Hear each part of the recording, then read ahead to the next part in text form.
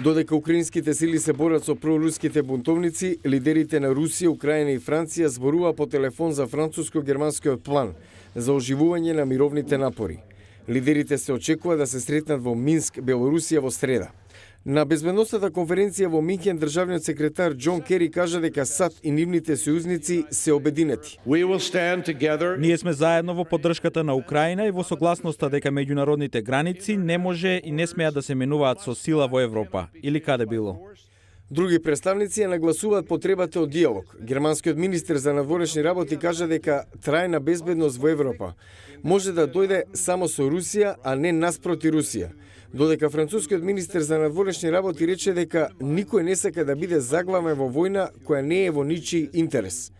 Кери негираше дека има поделба меѓу САД и сојузниците во однос на Украина. Слушам дека некои се обидуваат да креираат поделба. Сите сме согласни дека предизвикот нема да се реши со оружје. Обединети сме во дипломатијата. Колку подолго време треба за тоа, толку ќе бидеме посилно притиснати да ја зголемиме цената за Русија и нејзините помагачи. Дојде времето таквите зборови да се подкрепат со акција, вели републиканскиот сенатор Џон Мекейн.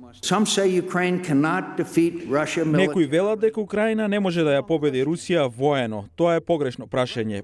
Правото прашање е ако им се помогне на украинците да ја зголемат цената за руските сили кои извршија инвазија на нивната држава, колку долго Путин ќе може да издржи во војна за која на своите луѓе им вели дека не постои. Затоа треба да им дадеме оружје на украинците да се бранат.